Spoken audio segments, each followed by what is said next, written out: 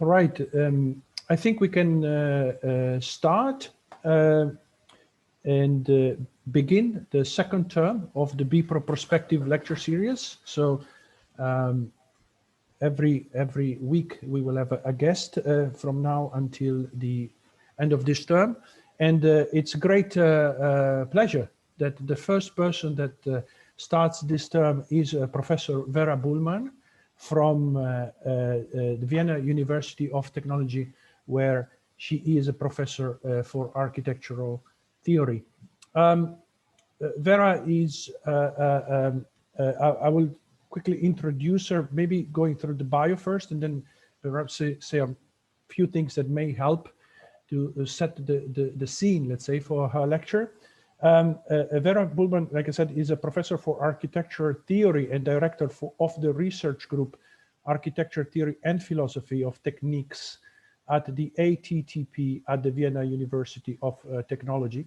She's the author of Mathematics and Information in the Philosophy of Michel Serres, that has come out in 2020, and co-editor of the Applied Virtuality book series with Ludger Hoverstad. The series has been edited by Birkhauser and since 2012, and I always like to do this. Yeah, I have many of these, and sorry for my screen, but they are highly recommended if you are interested as the BPRO is into the world of computation and all, let's say, the references that gravitate around this world. Her recent publications include Photosynthesis in Philosophy Today, The Instrumentation of Space, Computational Architecture, Architectonics Model. This is forthcoming. Untimely Architecture, that's also, this is also a forthcoming piece. And the third and final forthcoming piece by Vera is Atomic Time and Quantum Literacy, Michel Serres Apology for Science. Obviously, Atomic Time is also in the title of the lecture for today, which is titled Stars, Meteors, Atomic Time, and the Question of Novelty in Architecture. And as I said, it's a great pleasure to have Vera. Vera is a truly unique thinker in architecture today.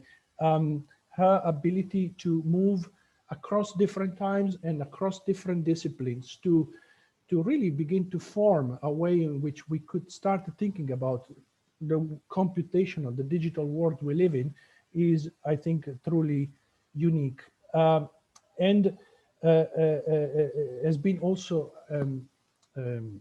informing many of the publications that Vera has generated. In fact, I've only read a very, very small fraction of the work that Vera has been able to publish over the last almost 10 years, actually, since I think your PhD is 2011. So roughly 10 years of teaching and activities. And also one thing that I always like about her work is I read once that the best trick for a sci-fi writer is always to imagine what the world would be like after, let's say, a certain technological event happened, or let's say a certain catastrophic event happened. And I always like a lot, one thing that I really enjoy in the work of Vera is her ability to think beyond, let's say, the technicality of things and really try to think about what could we do with the computational, how we can frame it. So that's a very interesting thing through which I think you should also try to read or listen what Vera will say. And finally, obviously, the question of novelty. I think now I'm bringing it closer to Bartlett and the BPRO. Of course, the question of novelty in computational design is a never-present problem, or in fact, a never-present promise to be able to innovate just by simply employing a certain kind of technological apparatus. And it will be very interesting to hear Vera basically approaching this problem from a very, let's say, lateral way and open it up for us to think about it in different terms. So I've already spoken for way too long, and I will leave the microphone to Vera for her presentation. Welcome, Vera. Thank you, Roberto, for this yeah, bit intimidating and super nice introduction. It will be quite hard to speak with these expectations, but I will try. So I will share my screen. If I right now it's disabled.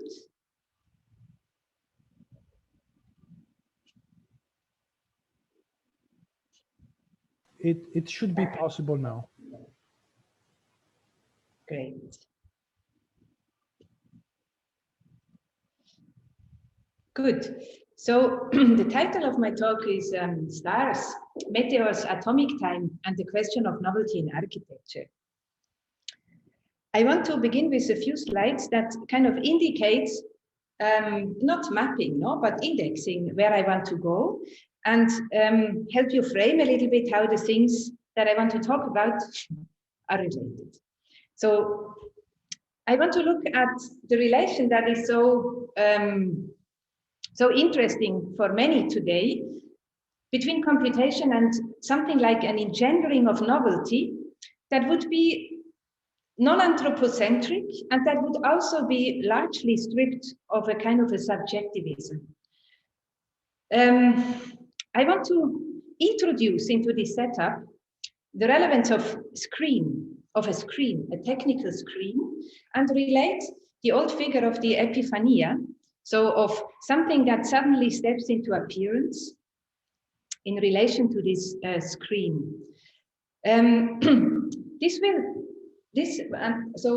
will give us a different way of relating to novelty. My point will be that novelty is in architecture usually somehow talked about in relation to types, archetypes, prototypes, modeling, and computation.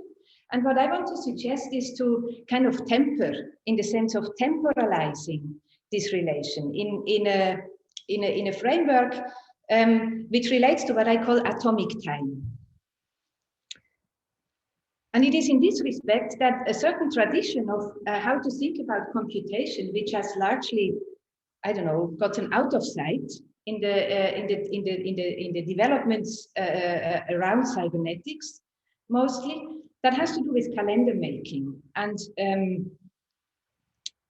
this I want to reintroduce a little bit, or to begin thinking of what kind of new ways it would open if we would allow this to to play a part again.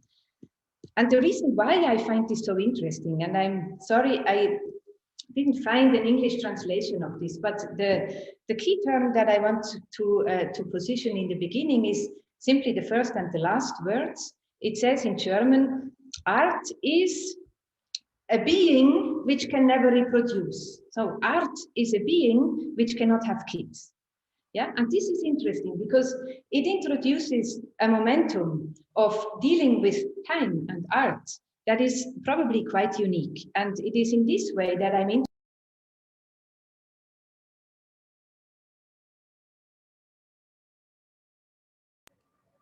Can you still hear me? Yes, I guess. Huh? So it's a citation by Paul Celan. He's a poet, a German poet, and he wrote a kind of it's not a manifesto, it's more like a treatise, I would say, which is entitled The Meridian. And the Meridian has a lot to do with, it has a lot to do with the figure of tropes. A tropes is a figure of speech, but tropes is also something which always shifts in angle. Yeah, so a trope, it's like at the tropical, which is the equator, where you have a kind of an equality, but at the same time there are shifts in rotations that produce all the differences. So this is nothing more than a kind of a motto with which I want to start. Art cannot reproduce itself biologically, yeah, or genealogically. So it's a different relation to time that art maintains. The background, in terms of which I'm going to speak, are largely these three books. One of them is forthcoming next year. It is by a mathematician and theoretical physicist, Elias Tsafiris, entitled Natural Communication, the Obstacle Embracing Art of Abstract Mnemonics. The gnomon is the sun clock.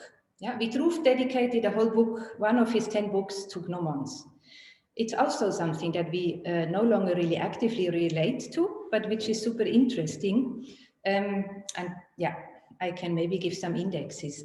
The second one is my own book on Michel Serres, Mathematics and Information in the Philosophy of Michel Serres.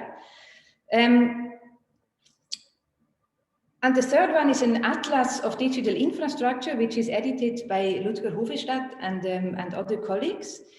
What all of these books share is an interest in information that I would call materialist. Yeah, so information is not just a formal immaterial complement to matter or mass, but rather what we have in the domain of electrics, of electronics, of quantum physics, is that the two always come mixed up.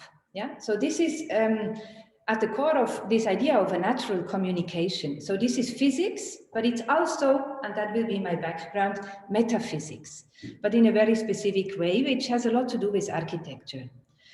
The key idea here, and that's perhaps how you can think or get the core of what this implies, because of course its claim is huge. Yeah?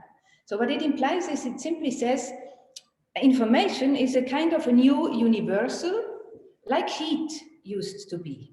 Yeah? So with heat and thermodynamics, the big revolution was to say there is not a single thing that exists and which is not subject to heat, which doesn't have a temperature. So this was a first. Yeah, the same thing we can only say of gravity, but not about other properties. That is the thing. And gravity itself, of course, is a force, not a property. But heat and temperature, these are properties. And what this natural communication view now says is that there is not a single thing which exists, not only on the world, but also in the galaxies, that doesn't receive, send, store, and treat or deal with information.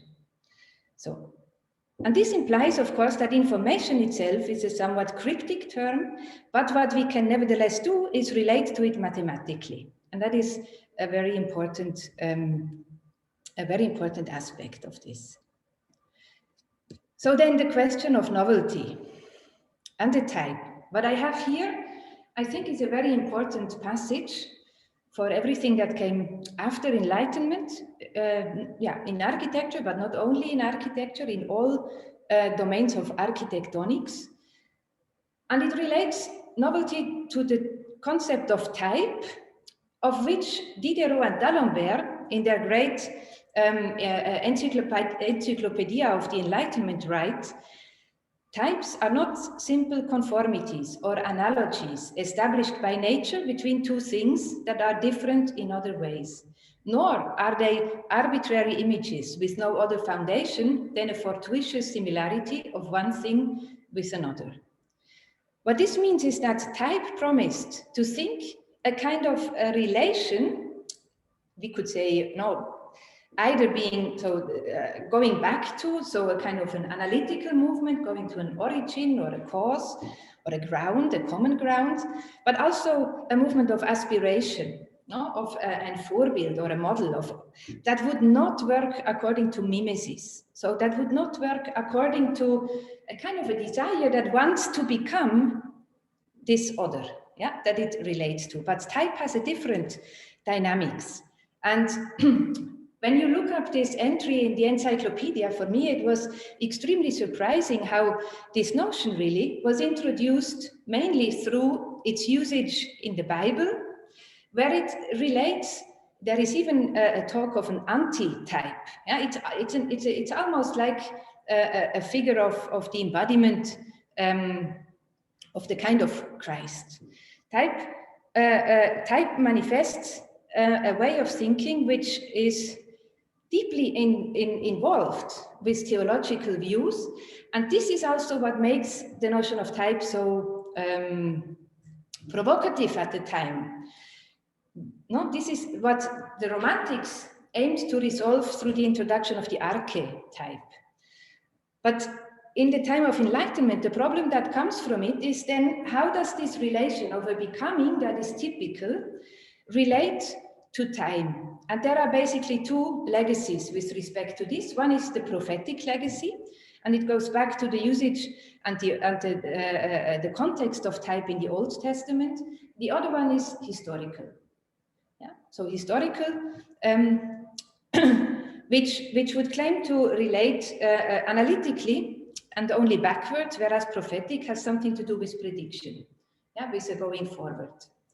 And what I find interesting is how can we think of this now in terms that would be architectonic, neither prophetic nor historical, or perhaps both of those, but also with an autonomy that can be called architectonic. And what it needs to take into account is that it relates the notion of form to violence. No? A violence, not social violence, but not only social violence, but violence which is also including what we call in nature the wielding of forces. In German, there is a word for that. It's called das Walten der Kräfte. So it's a kind of a violence which cannot be reasoned in a causality logics, strictly.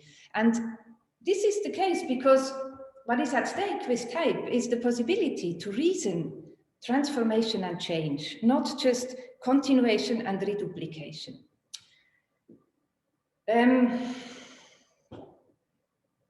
When you think, so that might sound very old-fashioned in a way, to speak like that, but when you look at quite recent projects like Exodus by Rem Koolhaas with the prison for voluntary prisoners in the middle through the city, or New Babylon by Constant, or when you think of the Monumento Continuo by Super Studio, they are all, I would say, exactly addressing the relation between form and violence within this kind of scope that I would like to point you to with this. So now, how could it be possible to find an architectonic relation to this? And this is where this idea or this notion of the atomic time becomes important. And atomic time is not simply the time counted by the weight of atoms. No, this is how our clocks today work. So they are all calibrated according to the weight of some particles that are physical. This would be atom time. Yeah. What I want to talk about is atomic time. And atomic time has something to do with storing packages of atom time and making them available. So Roberto and I share this interest in the ars memoria, in a kind of a spatial thinking of where do we place memories such that they don't go lost and we will find them again when we want them. So this is an image you can relate to what I call atom time, but it's challenging then to think what is time and what is space if we think like this. And I want to relate now atomic time, apart from the positivism of the physics that explains us how our clocks work, as a time that is in outrage. I'm not sure that this is a good word. I'm not really comfortable with the word. In German, the term is empört, empörte Zeit.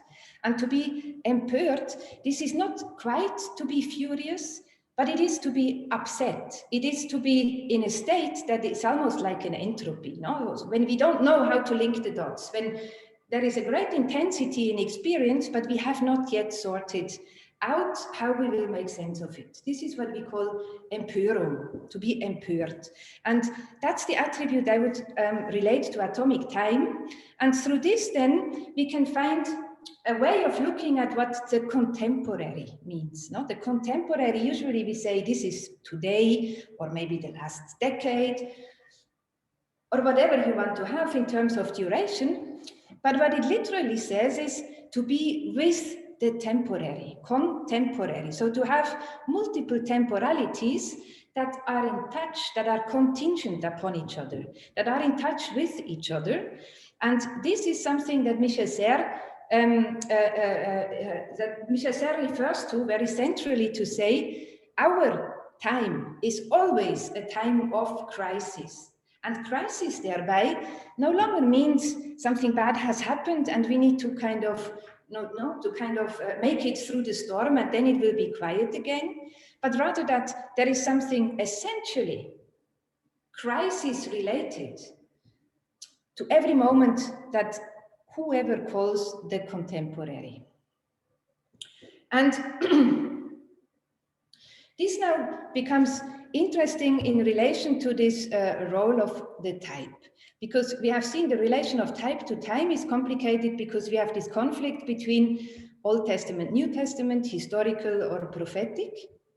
And at the core of this is the fact that it's not enough to say a type involves a kind of a becoming other, which is not mimetical, because then in principle, we could say about any analogy which we make that it establishes a type.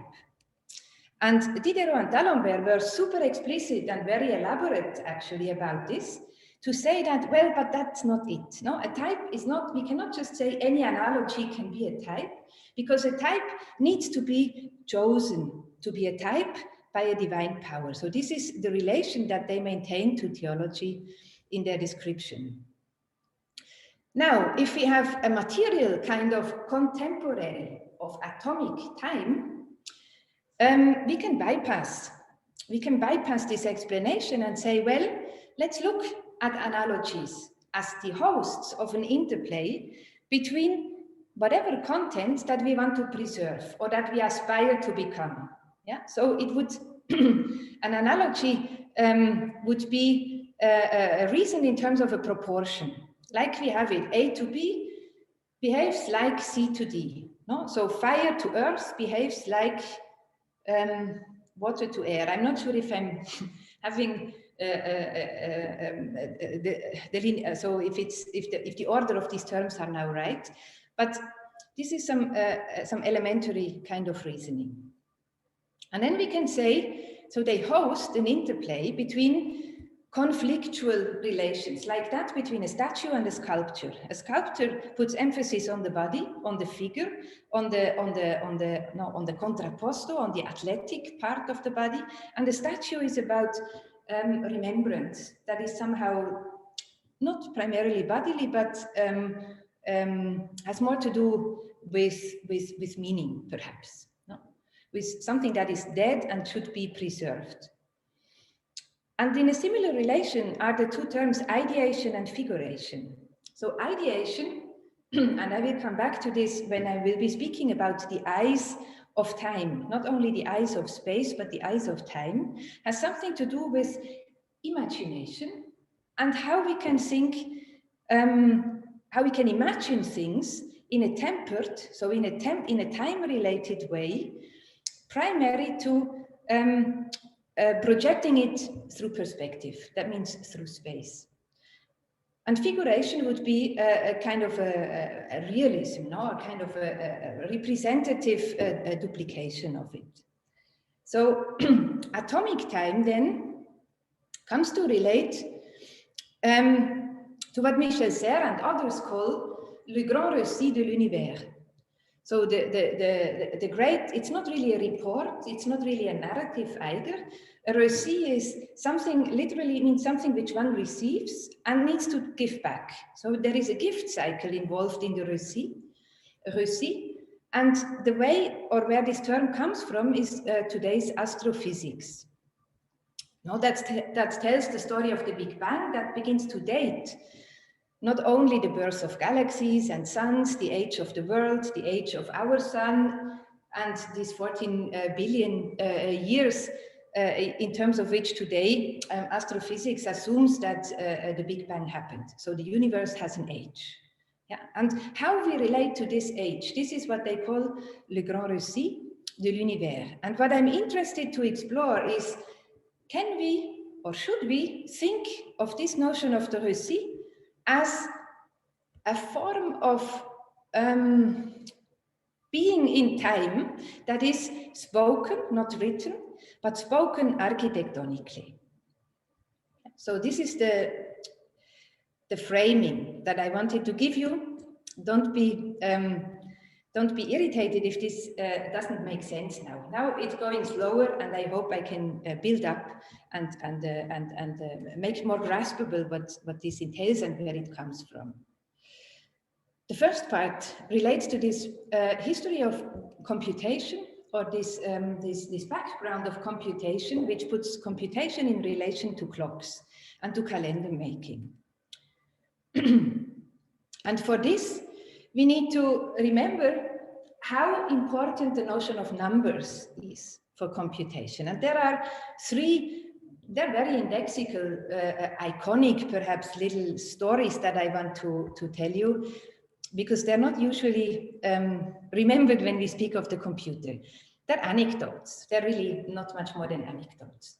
So one is concerning IBM. When they were looking in the 60s, I believe, 50s, they were looking for a term in French to call the computer. The problem was that the term, the English term computer in French was already taken by some other kind of technical device.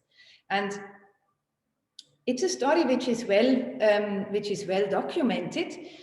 Some, I don't know, head of research at IBM was talking in a cafeteria at a university in Paris with a colleague and discussing how in French they could call the computer. This is a letter exchange that documents it. What they were thinking is to call it a combinateur, so a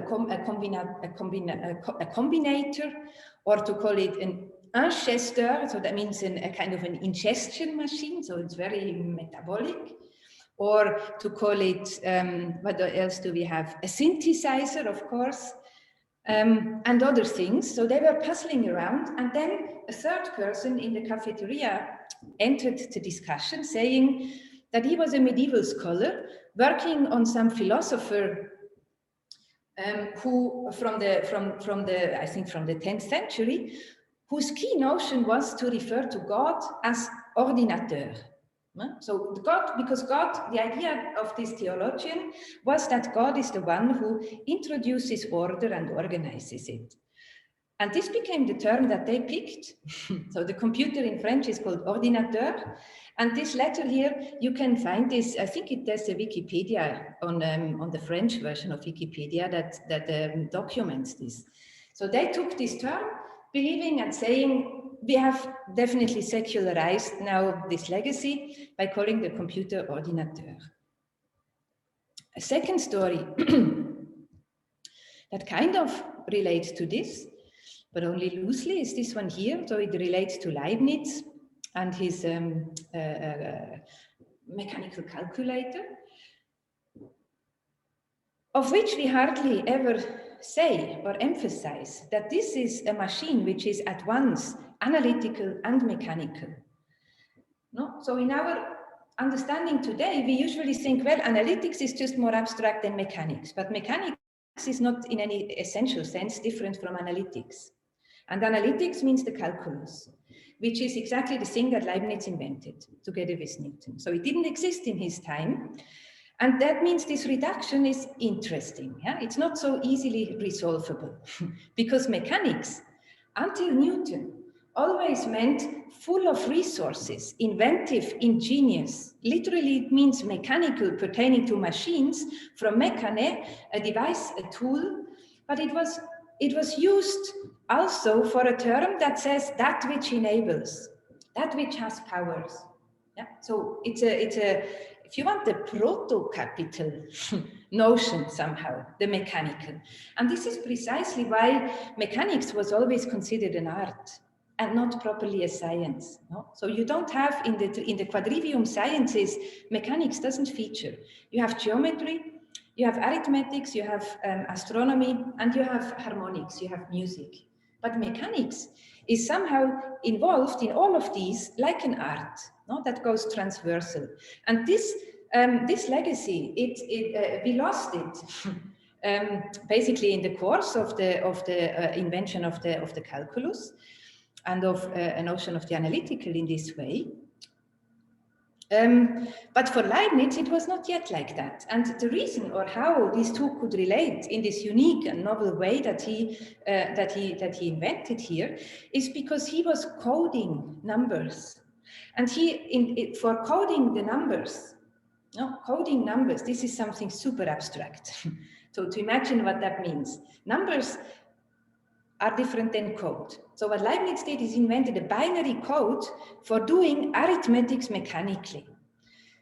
And I want you to remember this resourcefulness aspect of mechanics, because if we say this one here, the mechanical is not derivative to the analytical, but rather they are co-constitutive of computation, we are confronted with the problem of analytics in the plenty. Yeah? The mechanical means resourcefulness in the sense of a plenty, ingeniousness, always more than what has already been rationalized.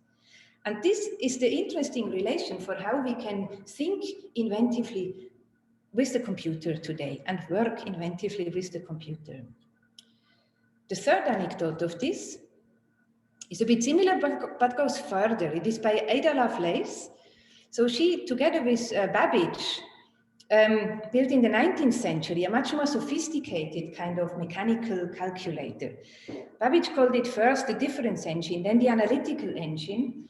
But what I want to emphasize is that Ada Lovelace, she was the first person to invent something like a program language. And what she now did is not only to code the numbers, but rather she introduced tenses. So a kind of a tense, a grammatical tense structure into the coding of numbers. And with this, she could devise programming languages that Babbage himself had never even anticipated. So she's the more interesting figure, for me at least, with respect to these first machines, because she was concerned with the logos that is at work with it. She was, for that reason, called the enchantress of numbers, because having this kind of tense structure, and actually not only tenses, but an entire grammar, she was really able to do magics with numbers that within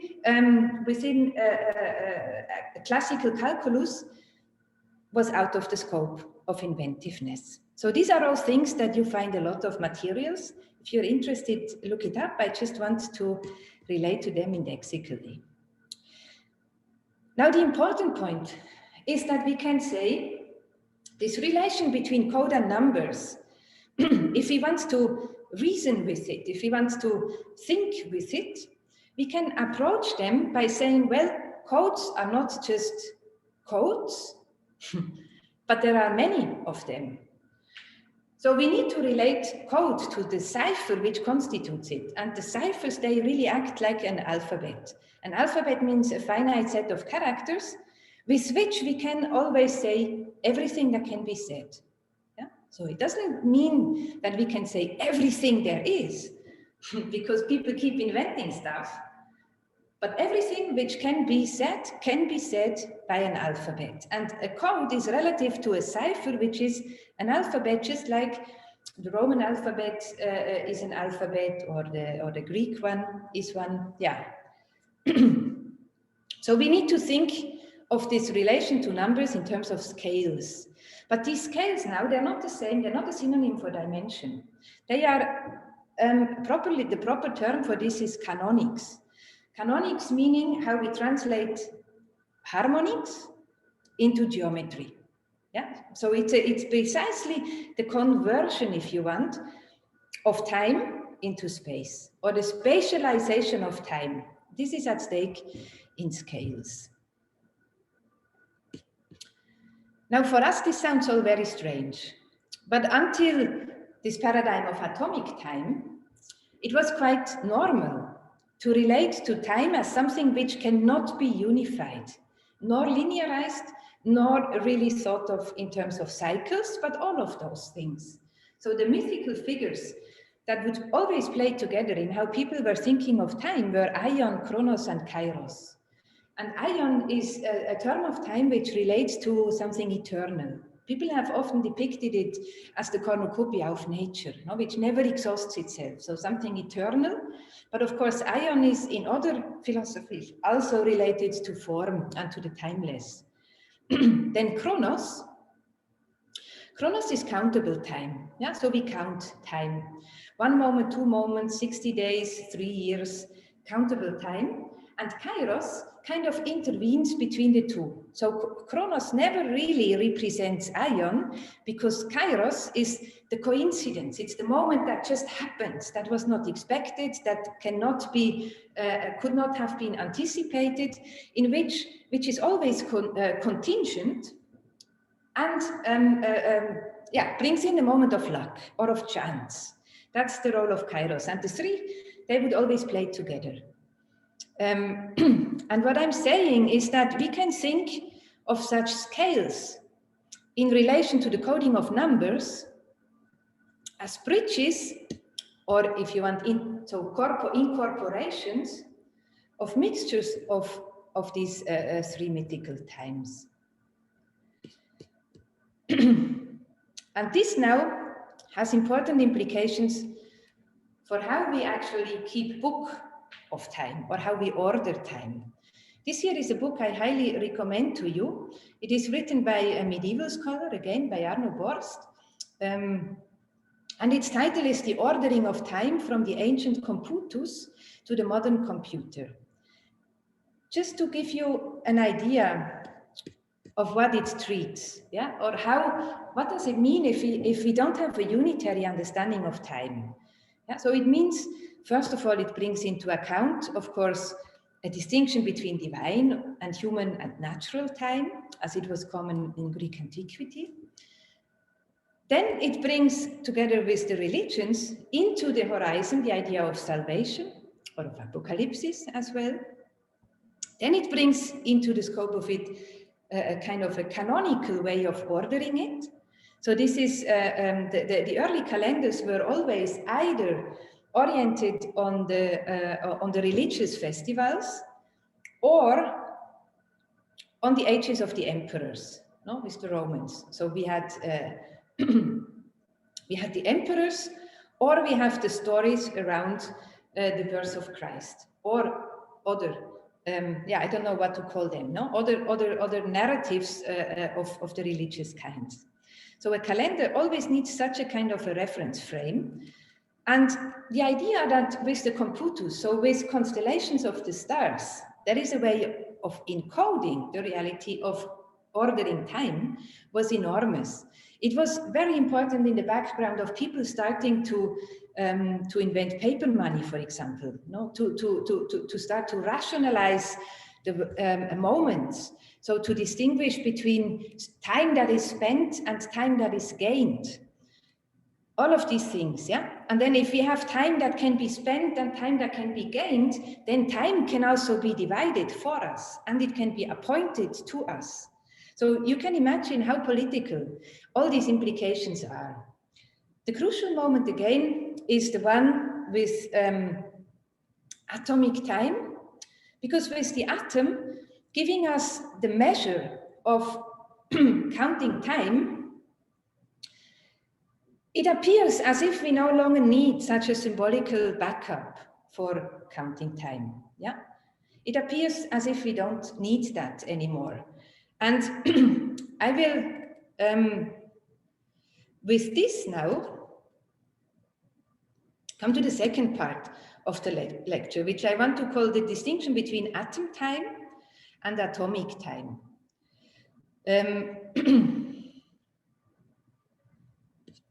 The problem is that atom time is a truly material notion of time. But of the truly material notion of time, we know that matter can only degrade. So this is one of the insights that we gained with thermodynamics. Over the large time horizon, things tend to nivellate and to homogenize into entropy, basically. They called it the heat death of the universe. It is a hypothesis because it cannot itself account for life. No? So that is why there were fantasies about something like a life force. So a force which would be divine and a force at the same time that goes counter time. You will find such narratives everywhere, I guess. But what I want to point out is that there is a very curious incident which was big in the media, I think last year or the year before, and it concerns the universal system of measurement, which is basically unified by gravity, which is represented in the kilogram, so in weight. And to make a mathematical model of weight opens up again the questions which relate a lot to things that have a lot to do with religion, let's say, because we have to positively say what is the nature of numbers. No, can we invent something in geometry or not? Is our technology just a controlled nature, or is there something human in it, or perhaps something divine or something ingenious, or whatever you want to call it? So all of these questions come back into play, and part of why these things were not greatly debated was that the measurement units as standards, they were frozen, if you want, in models, in standards models, artifacts that would represent it. And what you have here, that the kilogram prototype mysteriously loses weight. Of course, it's not mysteriously, it's very normal because it ages, but its symbolical implications are a big scandal. And there, yeah, if you Google for this, you will find a lot of posts and stories. And there is a book by the head of the public relation department of the International Bureau of Universal Metrical Systems, or however it is called.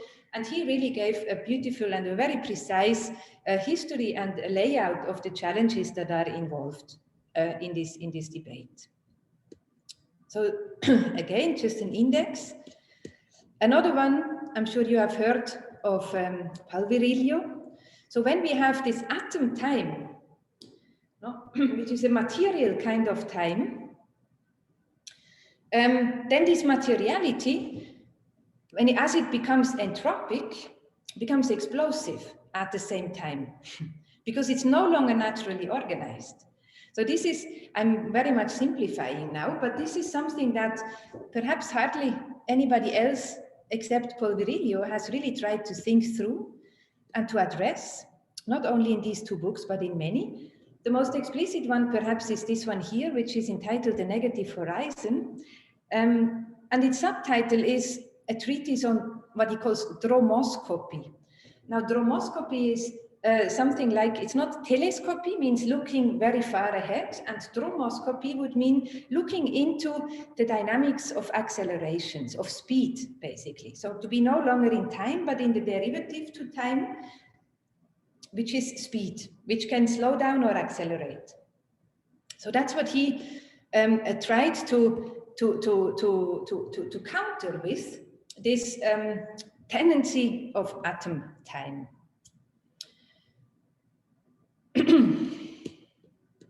Here is a sketch that I find very simple and very helpful. No? So usually we say, so this notion of time, or the materiality of time, is important because, of course, we are always projecting. So projecting is something almost elementary to everybody. Yeah, everybody, no, on all different kinds of scales. And projection, if we follow central perspective, would always happen in space. Yeah, but we also, of course, project in time. So when we plan something, and the implications are very different. When we are projecting in time, we follow usually an order of cause and effect. We are in the pursuit of truth, and it manifests as history. When we project something in the orders of space, then in a way we are always giving renderings of something invariant.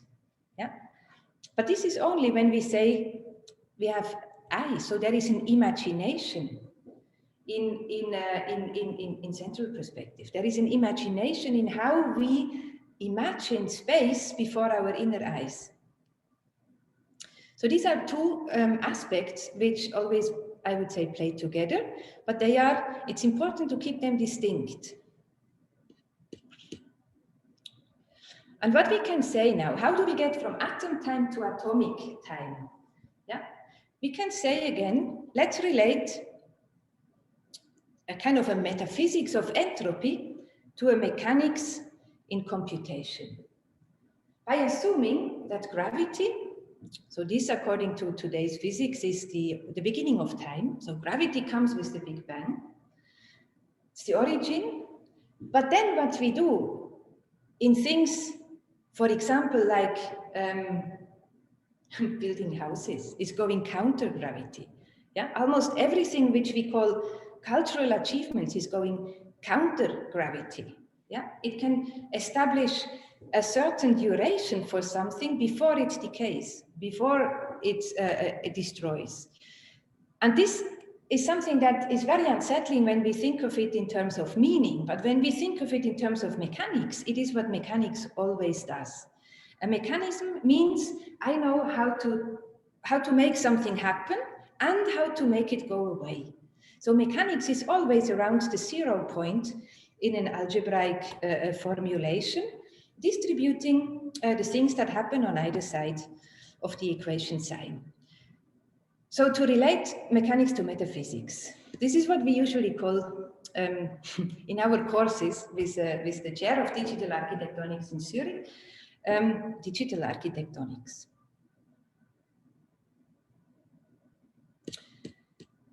This digital architectonics now is interesting because it makes us capable of thinking in terms of a quantum optics. So not central perspective, not projective geometry, but a quantum optics. And an optics is not, an optics is objective, yeah? So an optics is not, at the center of optics is not a subject which perceives, but a machine which works. So our electronic devices today, they are all devices of a quantum optics. It sounds strange because we don't usually think of the computer as in terms of optics, but what quantum physics means is precisely that all materiality is of the substance of light. In German, the substance is a difficult term. I don't know how to best put it in English. In German, it would be Stofflichkeit. It's a kind of a materiality that is proper to light. So light comes as a particle as well as a wave. That is the core idea in quantum physics. And it gives us things like screens, which I forgot to put on this slide, but screens, spectra, polarities, so that means cycles, oscillations, frequency spaces, data, givens, but also, and this is now what we are interested in terms of a digital architectonics, a kind of a gift cycle, no? Or a cycle of giving data and consuming. That means degrading, wasting, polluting, basically. No? With consumption, we can think pollution. With the giving, with the data, we can think something like preservation. And in between now is form that is going to play. And form that plays like this relates to scale. And scale establishes space, but as an abduction out of atom time. So this is what we try to figure out.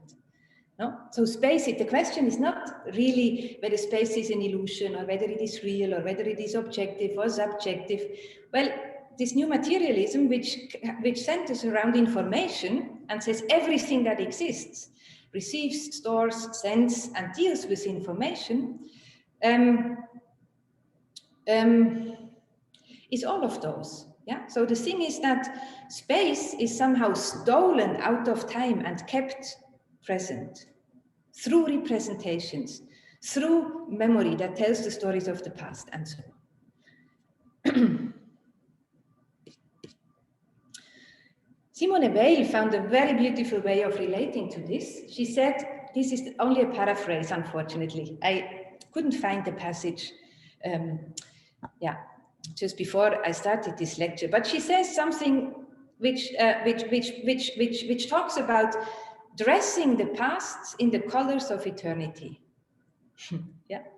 So, and here you have again Ion Chronos and Kairos. They're all accommodated in this point of view.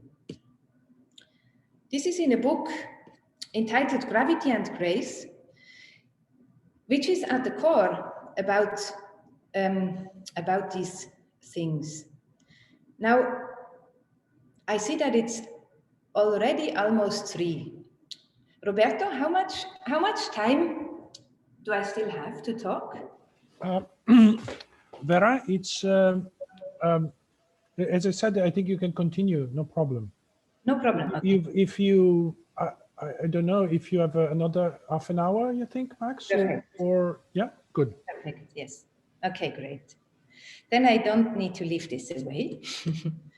So the quantum optics, and again, this Grand Récit de l'Univers.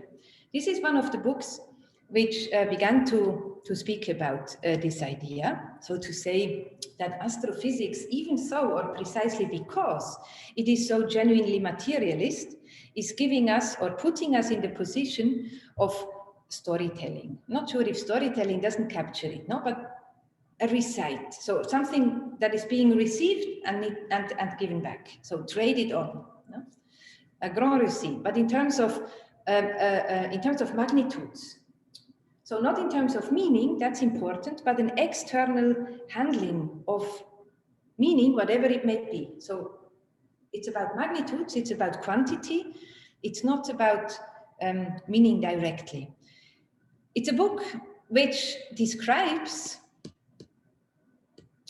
basically the most elementary or metaphysical questions. It's about how did matter form itself? How did that kind of materiality, which constitutes our bodies, our life bodies, form itself? This entails how did the stars come into being? So yeah, we know now suns are born. So the way that they describe it is quite fascinating. They're talking about cosmic dust, which is distributed in clouds throughout the universe, and in certain constellations, when they kind of gather, they begin to synthesize, no? To nucleosynthesize, and this is how a star is growing, because when nucleosynthesis happens, it attracts further matter and the star grows.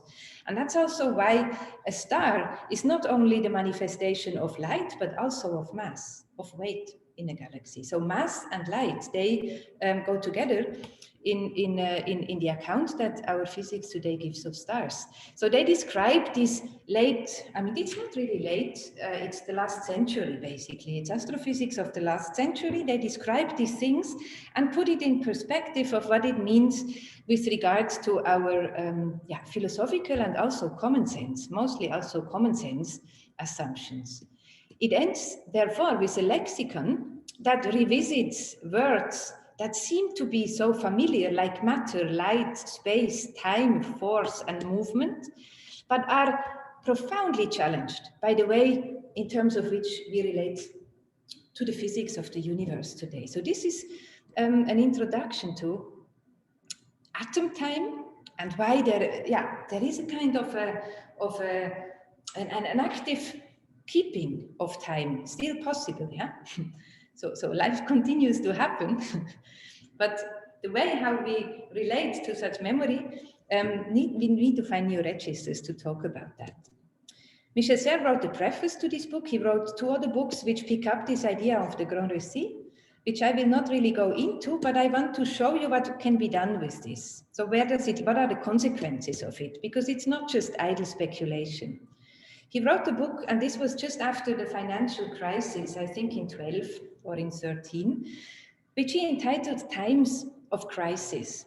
And it relates to the financial crisis, but it brings, or it attends to this crisis through such a notion of time, by saying what we experience in this financial crisis is something like an earthquake.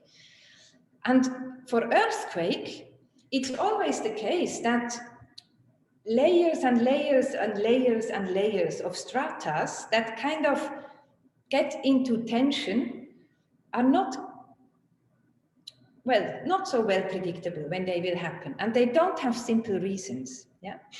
And he says the financial crisis, we need to think of it as an event like an earthquake, and it's an event which is due to the changes in how we live in cultures.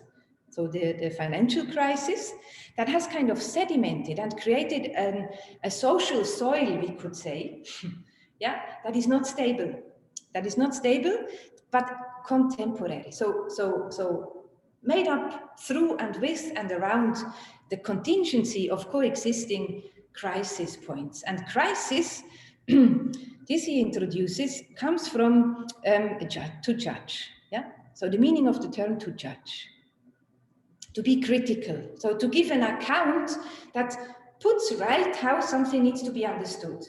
a reasoning, no? The conclusion of a reasoning, of giving an account. So this crisis of which he speaks, which manifests very existentially, not only materially, but very existentially, have something to do with such a sedimentation or a becoming soil of judgments that don't go well together. And this is the reason why I began in the beginning to reintroduce this background to types that, to notions that seem so purely technical and positive and objective like type. Because it's not new that these things come back. What he now does with this, so he doesn't just explain us to think about it like this. He says, if we do, we can do something different. We can start to measure the importance of events. Yeah? So an event is not simply what nobody has foreseen and what happened nevertheless, or what is singular. There are many of events in this sense on all kinds of scales. But what we need to learn to do is to measure the importance of one event against another. And how to measure this importance, he says, we can do by a proportionality between the length of the period a certain crisis closes. Yeah, so that is very abstract. But if you think, so one of the most important events in that sense is the change of lifestyles from being agricultural to becoming urban. Yeah. So if 100 years ago, 99% of the human population were living as paysans, as farmers, and today a small fraction. Yeah, and this is an event which closes a time period that extends so long that it is to be considered of major importance. That doesn't clarify what it means, yeah, but it gives us orientation in terms of where should we attend to, what should we study. The book develops this to more and more concrete scales, but I'm not going into this. I want to show you the gesture and the implications, because they are very big with respect to how we think about artificial intelligence. So he says, or we often say with artificial intelligence, no, we don't reason anymore. So there is a kind of an intellect which makes us superfluous, and we are always biased and poor and never good enough, but the machines can do it perfectly. And what he says here is that the machines, they duplicate the notion of intellectuality, which we secretly want, and that the intellectuals today should start to reinterpret, to make a reform of understanding. That's how he puts it. Yeah. So because the crisis, for example, of the financial crisis, manifests as a sedimentation of judgments, of critical reason, he asks for a reform of the understanding. And he says, because we can never get rid of intelligence. Homo sapiens has intelligence, and intelligence means we want to trick, we want to look for advantages, we want to make plans, we want to realize things. Yeah, so intelligence is a kind of always being übermütig, exuberant, no? Going beyond what is possible, trying to provoke the impossible. And of this, he says, we need to change how we think about it. It has established evolutionarily as a kind of a weapon almost. No, he said, so Homo sapiens has intelligence, he never stopped using its power, but mostly to dominate, to go first, to become the strongest, to crush everything and everybody, and so on. With intelligence as a weapon, he conquered nature and his miserable peers in the course of a varying evolution that is ending with a victory, however so paradoxical it might in turn lead to the species eradication. But he relates to, of course, here is the Anthropocene, it is the environmental crisis, it is all of those super serious things. How can this defeat be avoided? By changing this defective weapon, yes. I mean intelligence, yeah? So to think differently about intelligence with the help of the computer, yeah? And of relating to computation, of not competing with computation, but learning to think with computation, like we learned to think with written language, for example, or algebra, for example, no? The counting with the zero.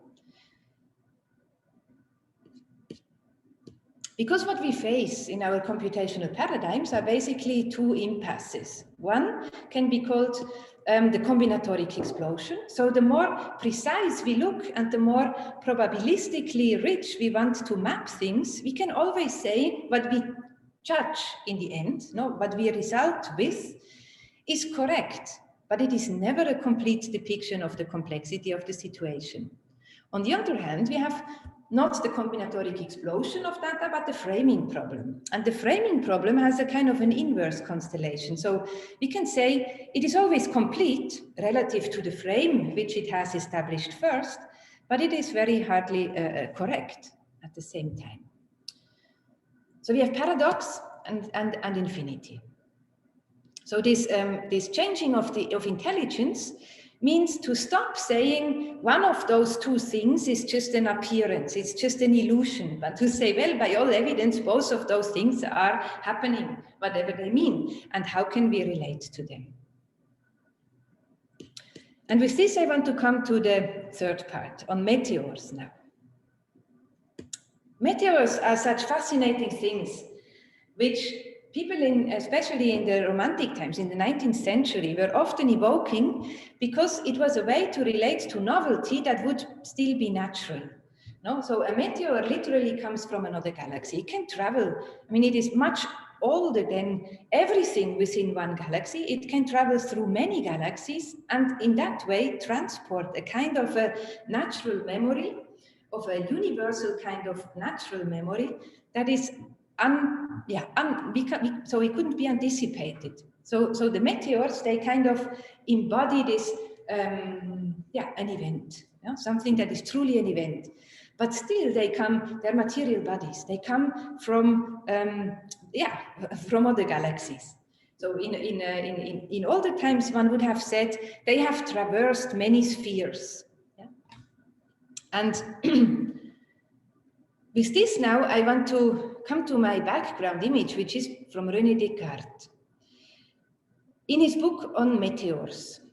And the meteors was a term in antiquity. It was constitutive for the sciences. Almost all the philosophers, and that meant also all the scientists, until Enlightenment, the two were largely coextensive, wrote treatises on the meteora, on the meteorology. And what it had at its emphasis is everything between heaven and the earth. So, and what it literally means is the weather, the climate, where you have localities, where you have different measures for different things, where they are all interconnected, and kind of change appearance. So how can we reason this? This is the meteora. And meteors, in a way, or meteorites, they expand this view to the whole universe and say also the stars need to be thought of or reasoned in terms of their physics, in terms of their materiality, in a meteora kind of way. Descartes was very radical in affirming this because, of course, this was highly at odds with the theological paradigms. Yeah. And the time of Descartes was the time when all of Europe was caught up in the religious wars between the Protestants and the Catholics. And this was significant. So 30% of the population died in this war, 30% of the population, not by number, but by proportion. It's enormous. So Descartes didn't want to fuel this. He wanted to escape a domain that can be taken out of this claimed territory. And this one is a book which came out a couple of years ago that remembers how Descartes was actually thinking about these things, namely in terms of fabulation. And relative to fabulation, there can be method to imagination. So imagination can be secularized, because there is method to it. And there are two books in which he develops this. One is a book, it's the one where he says this is the method of how we can conduct, so how can we properly conduct our reason? And I'm speaking of Descartes here because usually today, we just had it in the discussion with Roberto before we started the lecture. When today somebody says this is Cartesian in its thinking, it's a no-go. It's a complete no-go, as if there were nothing interesting about it. And the funny thing, or the scandalous thing, is that what we perceive to be Cartesian has actually very little to do with how Descartes was thinking and what he was inventing. So this is what I want to point you to. So this book on the method, which is usually called a strictly rationalist method, it was devised by him to reason through the optical devices, dioptra, the meteora, so all the things which has no regularity that would be homogeneous, and how this method can play together with geometry in order to find truth in the world. And truth in the world doesn't say we are now conquering the domain of the religions. It says we are sparing a domain of the world that it needs to be kept free from claim of the religions. This is what Descartes was all about. And this is what he called in his other book, which he didn't dare to publish during his lifetime because he was so afraid after Giordano Bruno's death. No, he was killed because he promoted an understanding of the world which was incompatible with the religions. Descartes didn't publish his book, but what he has here is a treatise on light, and it's a treatise on light in meteora terms that must always be mediated by technical devices, and a treatise on the human. And it introduces what is today called the mechanical understanding of the human.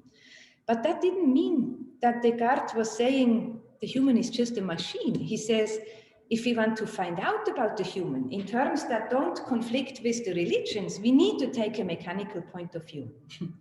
And it was corresponding to his view of the cosmology, which is very surprising. So this for Newton is the universe. It is made up of vortexes, and the universe is a big plenum made up of vortexes and voids. Yeah, and this didn't mean that he was saying what we see as a star is actually an illusion, and in fact it is empty. But the modeling space, if we want to reason about the stars, should be one that is constituted by meteora, vortexes, by void, and by a plenum, which we cannot totalize. So this is very fascinating. So for him, cosmology fell together actually with cosmogony, but not in a sense of, not in a metaphysical sense that would clarify its meaning, but in a sense that in terms of which science can reason without getting into conflict with the religions, because it needs to craft models like a mechanician. No? So a mechanician also doesn't follow, no, if everybody knows water always runs down, but then Archimedes builds a spiral which can create a pump. This is much less of a scandal because it's very useful than if one says we need to think differently about the sun. So his approach was to have an inventive space of mechanical thought that would expand to all there is. So that was his, I mean, he was a Baroque person, no, after all. But this is all very different from the reductions that we today produce and call Cartesian, and when we usually mean it's a grid and it's a coordinated, completely charted and mapped and rationalized space. No, that is not quite how he was thinking. And this is interesting with respect to this other scholar. I already mentioned her citation with the colors of eternity, to dress the past in the colors of eternity.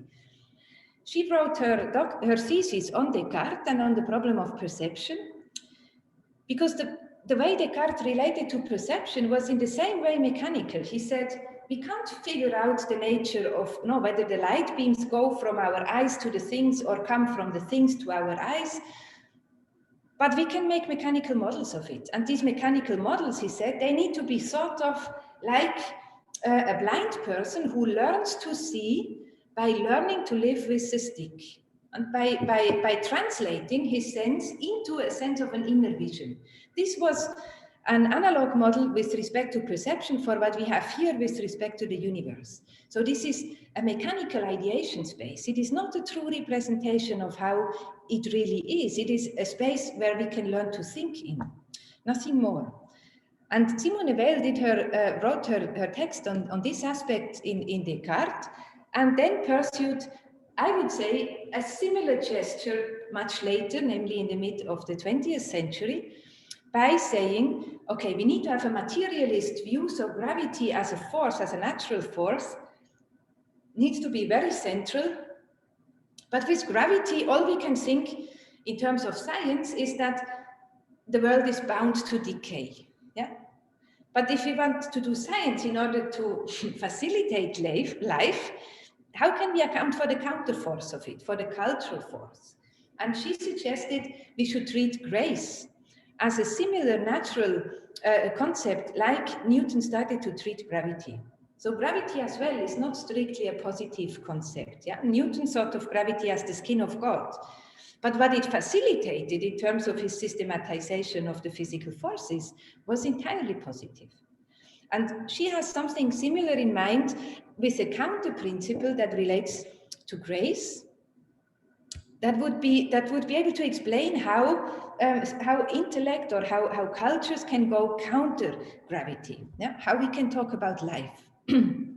And I have two passages I want to show you because they are very, very crucial. The one links to this role of quantum optics of light, because she says these two forces rule the universe, light and gravity. Yeah? And light, she relates it to grace as a kind of a supernatural intervention, but not a divine talent or gift or destiny or something like this, but as a, yeah, I would call this perhaps metaphysical, but not in the classical sense of how people thought of metaphysical, but something that is meta to the physical. Yeah, so light as to matter, but they also intervene. And the way she explains this is here. She says there is only one remedy for that: a chlorophyll conferring the faculty of feeding on light. This is a kind of a growth, like plants grow through photovoltaics, through photosynthesis, basically. And this is a kind of growth which is not driven by judgments, no? Not to judge. All faults are the same. There is only one fault, the incapacity to feed upon light. So this is her core idea of how light with gravity relate. And this was written probably around the 40s, 1940s. So the principle of photosynthesis, of artificial photosynthesis, it had already been invented at that time. Yeah? And Weil was very closely following the sciences. But of course, it were not like today, one didn't believe in thinking about it. So there is a beautiful book that relates to this by Gotcha, La Vie des Plantes. So it changes and introduces metaphysics in relation to photosynthesis. No? Because it's the metaphysics of mixtures.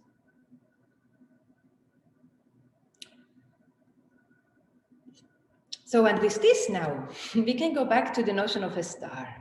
Yeah, we can say, can we think stars that we have today? So I don't primarily mean the suns and the cosmological bodies, but stars in culture.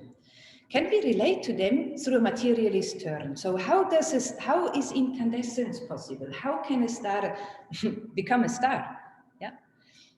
And this framework of what I called the Empörtezeit, or atomic time, or yeah, can help to think of it like that. I want to give you a reference which is very recent. It is by Lars Spuybroek, a Dutch architect whom you probably know. He was one of the early pioneers in computational architecture. And he just published a book a couple of months ago, which takes up the title of Simone Weil, but inverses the order. So Weil has gravity and grace. And for him, I know, it is very important that it is grace and gravity. And what he thinks towards is an architecture of the figure. And this doesn't mean now that he says architecture is sculpture, yeah, not at all. But rather, what he does is he reconceives this notion of the figure as a radiant thing. So star inside out. The way he comes there is to say, he takes up the notion of the contrapposto, which is central for the figure, and says we need to relate the contrapposto stance, that means the classical canon in architecture, yeah, we need to relate it to grace. We need to link it to grace. The appearance of gracefulness is paradoxically not of any strength, but of the weakness of stance. Yet its appearance is not a question of a static image, but of many images moving through and over one another, a blurred and thickened state of the image that the Greeks already called a shining, a radiance. With the notion of radiance, appearances conceptually change from a dependence on exogenous human consciousness to an endogenous, inside-out luminosity, where the mobility of the parts shines out, but now is issued by the whole. A figure then is a radiant thing.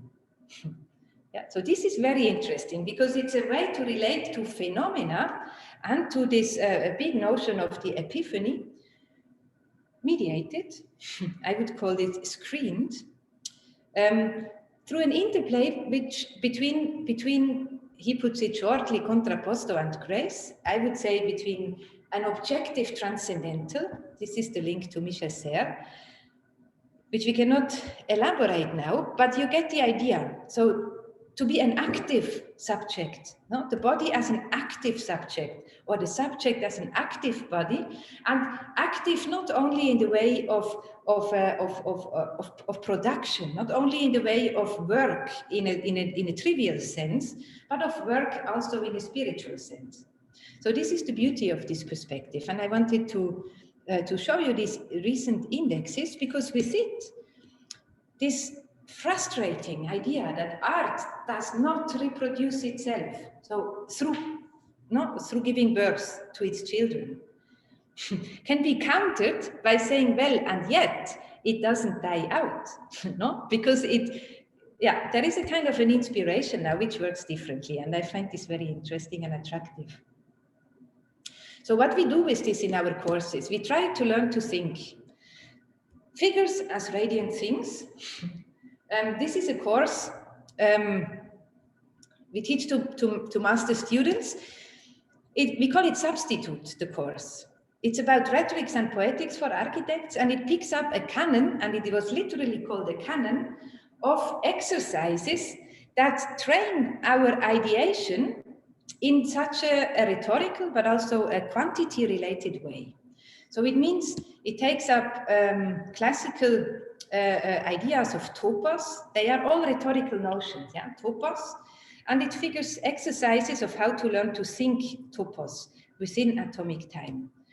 Ekphrasis, similar. Ekphrasis means how can we speak such that before the inner eye of the person who listens to me, there is the lively appearance of what I want to talk about. So not a dead representation, but a vivid image, a lively appearance. How can we evoke this? Yeah, it's another training of how to ideate like this. And all of these, I would say, these are computational. This is computational thinking, yeah, in a kind of a digital architectonics.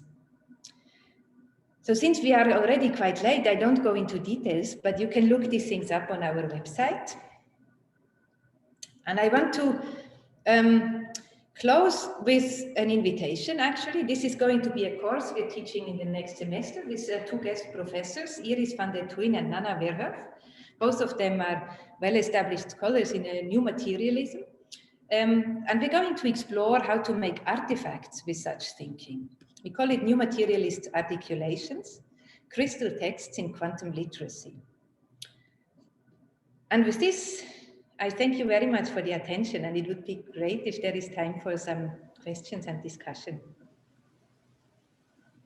Well, thank you. Thank you very much, Vera. And it's more, I suppose, a question to you, whether you have a little bit of time for questions and discussions. First of all, yes, is it okay if we, yeah, excellent. There are some questions in the chat, but I think that I want to give people even a little bit more time if they want to add something or make themselves, let's say, known within the Zoom screen to ask you any question. But yeah, thank you very much. It was a great lecture and great journey. And I think that in a way, I'm also picking up some of the points that are raised here. I think that you know, in a way, the beauty of Vera's work, and I think this lecture is a confirmation of that, is really to begin to sketch out a way of moving and thinking around the theme of computation that is truly novel. So it's not so much to, let's say, provide recipes, yeah, to enact, or but is really opening up a certain way of thinking. And following that, I would say that I will just say an anecdote I found about about recently on Descartes, and that is that, of course, you are right. You're completely right in saying that there's some kind of mislabeling of Descartes' work that is helpful in other respect, but perhaps is not present in his own writings to begin with. And of course, there's the role that Princess Beatrix played in this work too. And to me, when you talked about other Lovelace, it seems to me that maybe there is another Lovelace in Descartes too, and that is Princess Beatrix, who already seemed to understand that the matter and mind division is not, in fact, really there in Descartes' work, but is perhaps useful to avoid further troubles in his personal life as well. And I just wanted to say that the anecdote actually is that I understand from Italian philosopher Carlo Sini that the book, The Discourse on Method, was picked up in Paris by a member of the clergies. And upon reading the first couple of pages on a newsstand along the Seine, the River Seine, he passed out.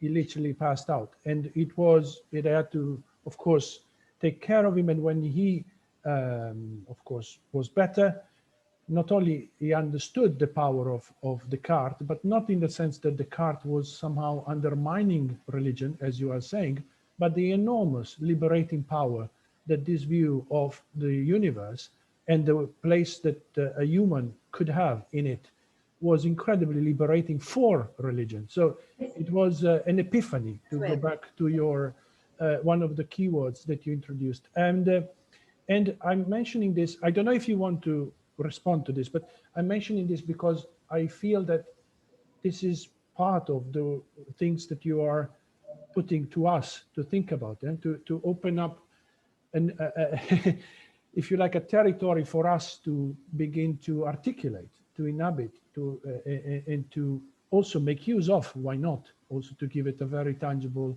result.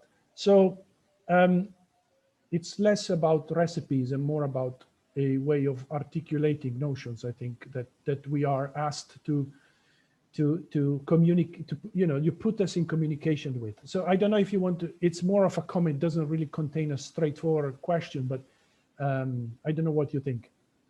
Yeah, I mean, I don't know Descartes that well. No, I haven't studied him closely yet. I just picked up these constellations, which just don't add up. And it would be wonderful if there were another Ada Lovelace in that context. I mean, now you've set an idea to my mind. Yes, no, Princess Beatrix, the correspondence with Princess Beatrix was very interesting, and it's very, I think it becomes fairly quickly apparent that she might have understood Descartes' work even better than Descartes at times. A little bit what I think you suggested about Ada Lovelace, who really could conceptualize the mechanics of the machine and do what you said.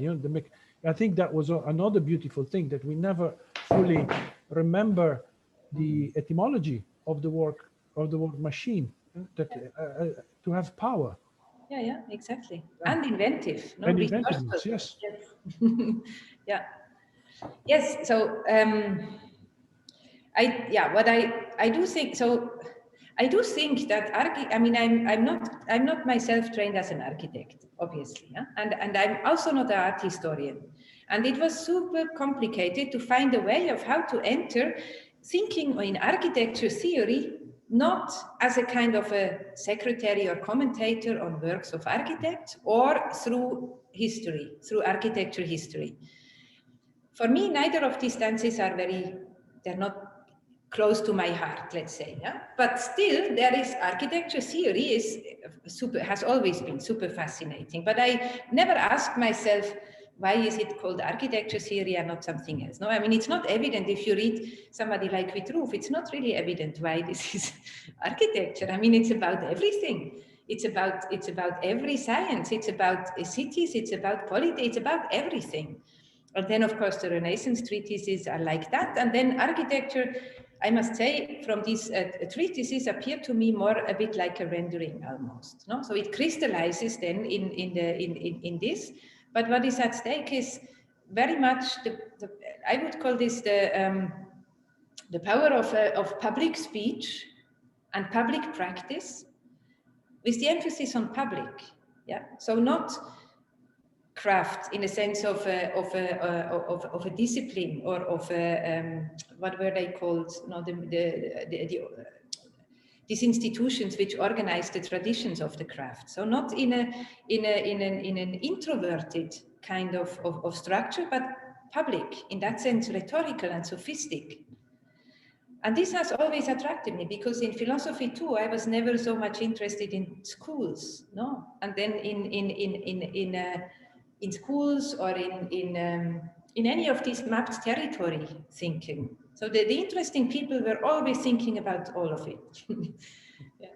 And the question then is, so how to relate to this? And one of the keys for me really was to realize how close, again and again and again and again, the major inputs in architecture theory also established another role of rhetorics as a public practice.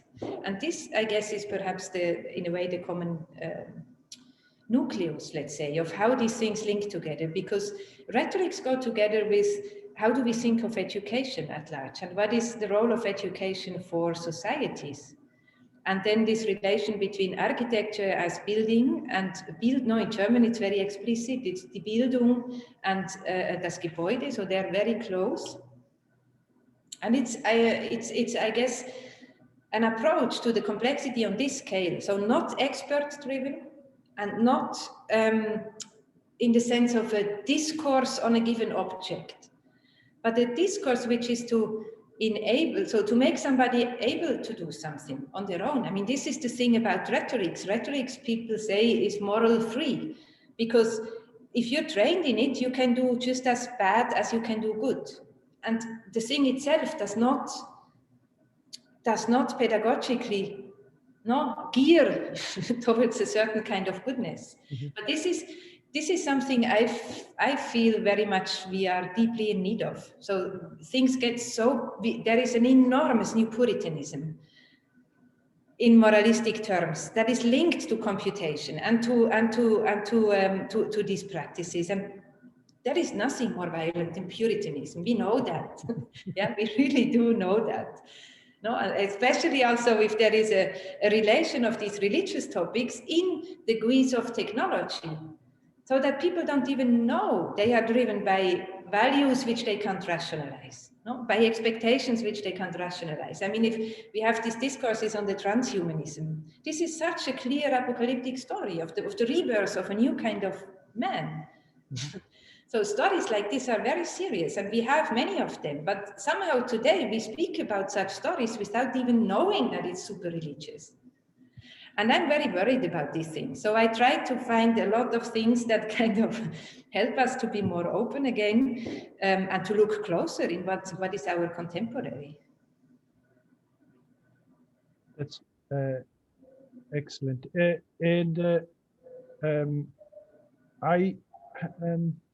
I'm looking at the chat as well, and I was wondering, there's a question by Candida Lodovica about how your reading of atomic time may relate to Hegelian times. I don't know if Candida is in the call, whether she maybe wants to put it better than I have.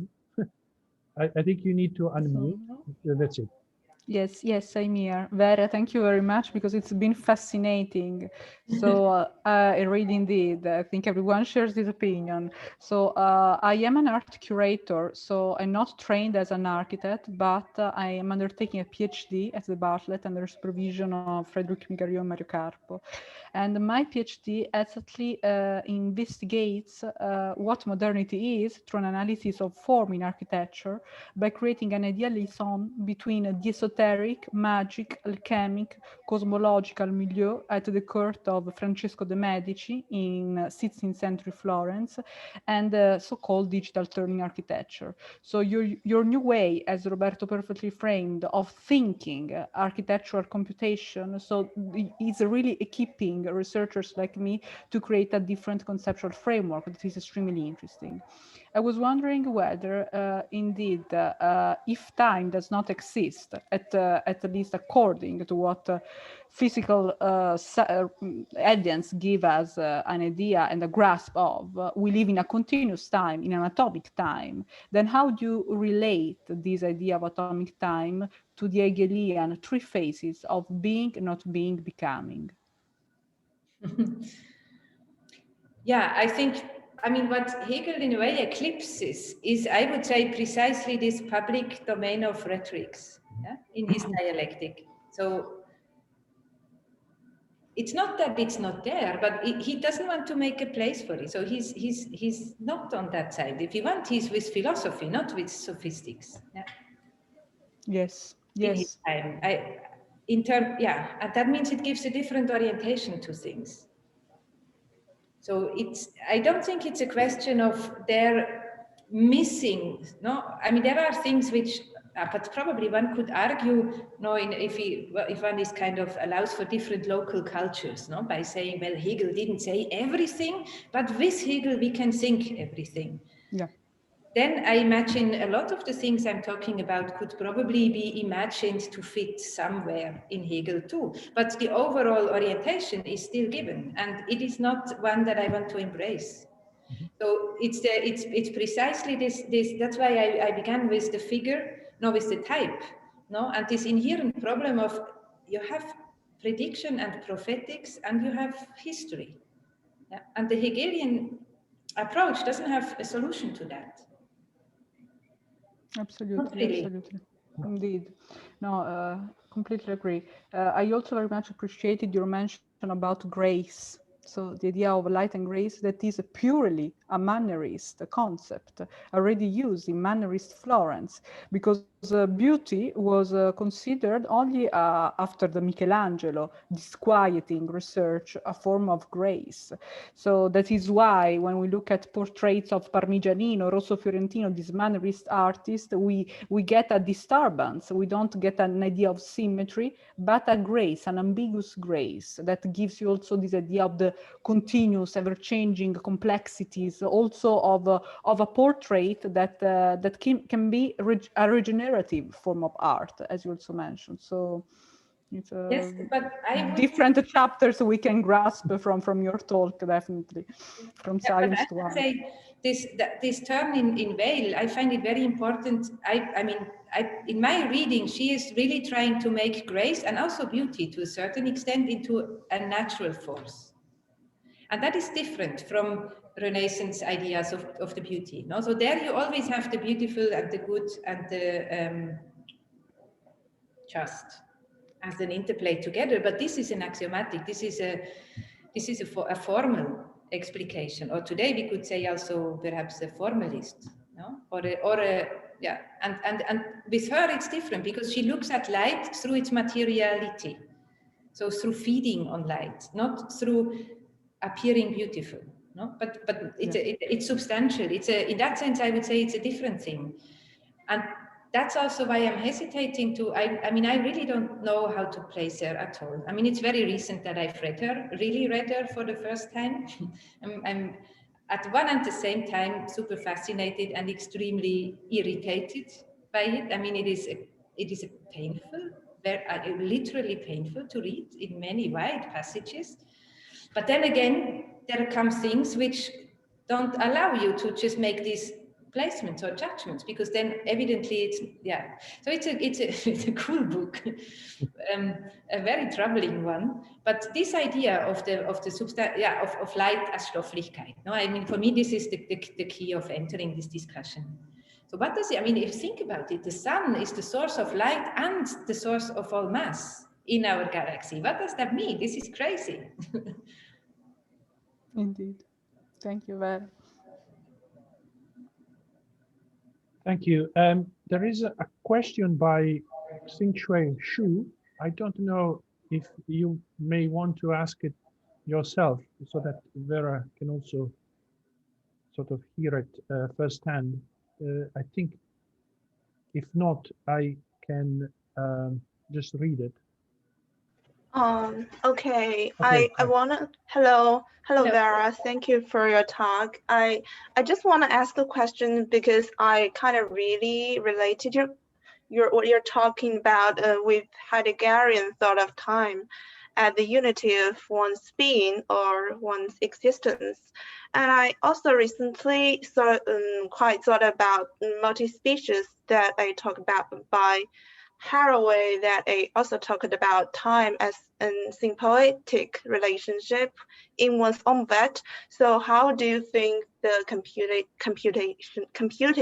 time that is kind of in contrast or can relate it with the natural time as through different perception of different animals or different species, kind of? Thank you. Yeah. Mm-hmm. No, I'm glad about this question, because this is, I think, is the most difficult. It's a bit like with Hegel. Huh? It's a different orientation to thought that is given with this. So with atomic time, if you really think it in this stofflich, in this material sense, in this new material sense, that means where mass and form are always mixtures. No, so everything that exists is of form and of mass, and that means everything which exists also has an age, and not only one age. No, so an age as an individual, then an age. No, my skin is new every 7 years, just completely naturally. Then with the genealogical trees, there is another age. Then with the species, there is another age. It's many ages. What have you? So we participate in a process of aging, and that I would say is something that which in Heidegger is, I didn't find it at rest really. No? This aspect. So then aging becomes, when philosophers speak of age, it's always or usually in a kind of an anthropologic sense, which kind of relates a certain innocence to children and a certain wisdom to old age. But again, what is so attractive about this Stofflichkeit of Licht, or this quantum optics or quantum literacy approach, is that it opens up a different way of relating to age and to aging. And it's a way of which, I mean, this is for, you know, I haven't really figured out how this works. But for Michel Serres, it is about having what he calls an objective take on time. So now this would be, but it's not a positivism like we had with in the 19th century, no, with the positive. It's not a progress story in that sense, but it's still a récit. So in the beginning of the universe, there were just much less things. Yeah. So it's very complicated to think these relations apart from a certain chauvinism, no? That always comes with the anthropological point of view. So one of the points that, for example, Serres is very angry also with regards to Heidegger, is that we have become so used to speak of history as relating to written documents, no? So even archaeology is not really, we don't really call it history because it involves so much speculation. But then history promises a kind of a documentary account of a linear, I mean, even if it's a continuous line or many continuous lines or whatever, a kind of a continuity which aims at filling in all the gaps. No? So there is an aim at an exhaustiveness. And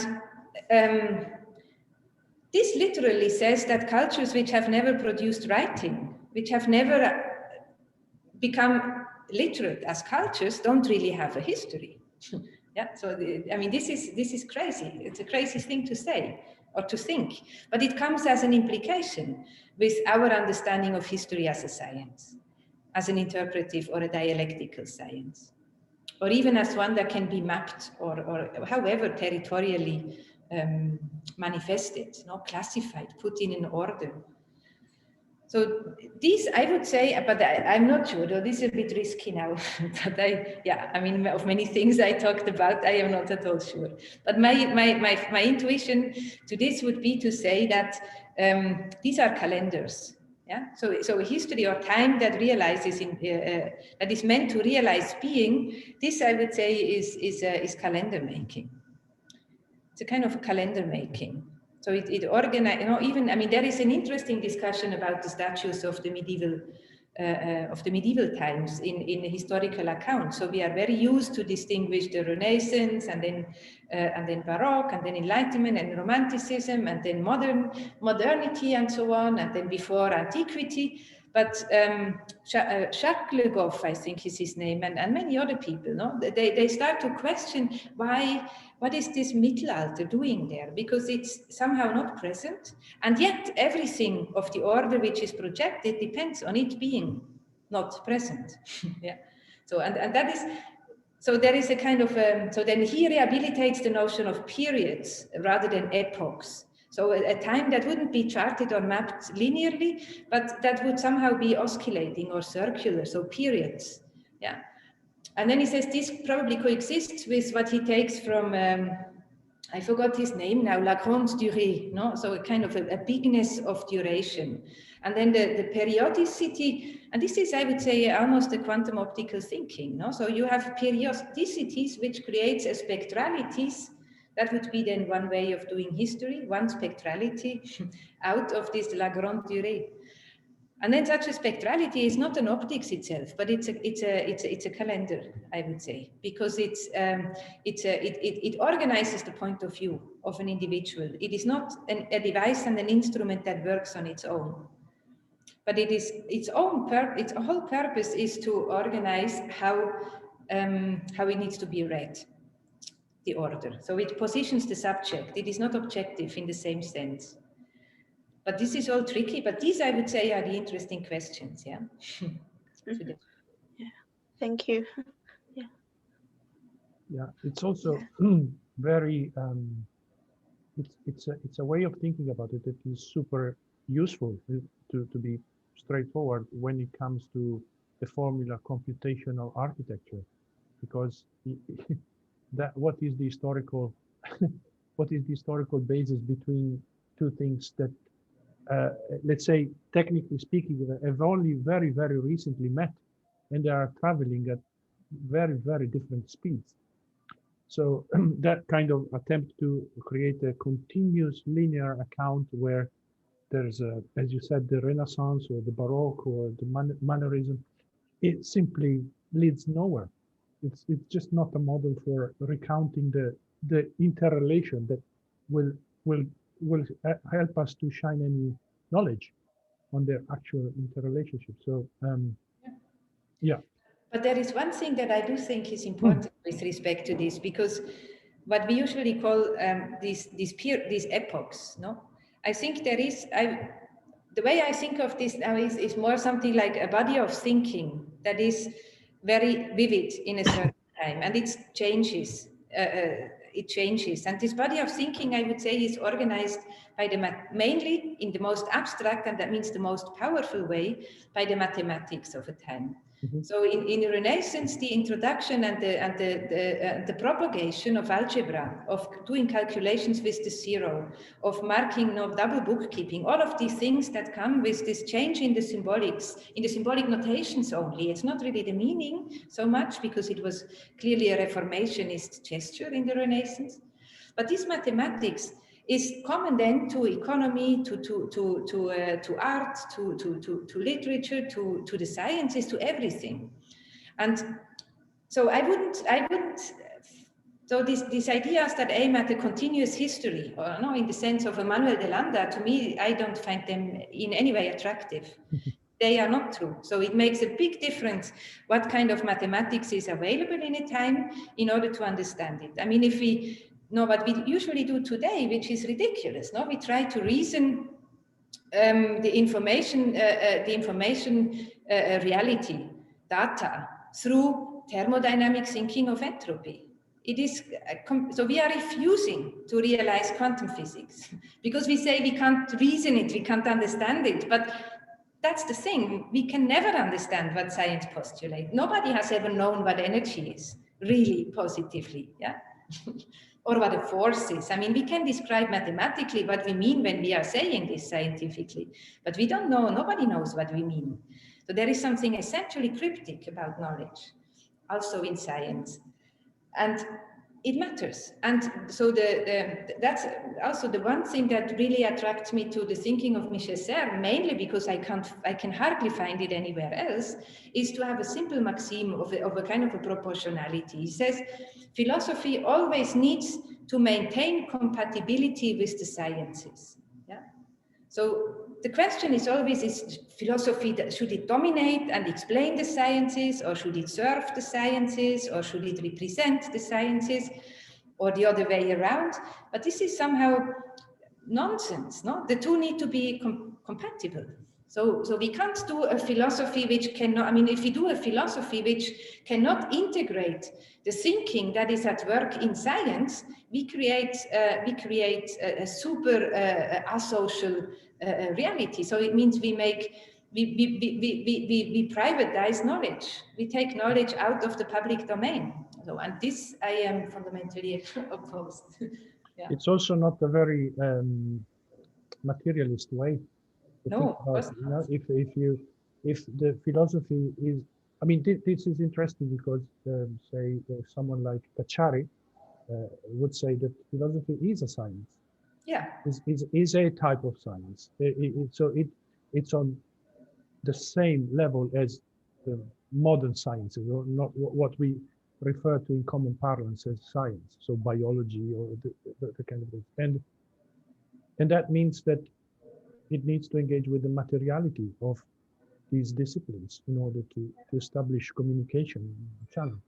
Yeah. Otherwise, I think we could draw this lecture to a conclusion, and of course thank Vera for the brilliant 2 hours that you allowed us to spend with you. Thank you very much for being here, and for I made screenshots of all the questions in the chat, so I want to know what there was. And please feel free to write me if you're interested. Yeah? I'm easy to find on the web. Fantastic. Thank you very much, Vera, and as we see each other very soon.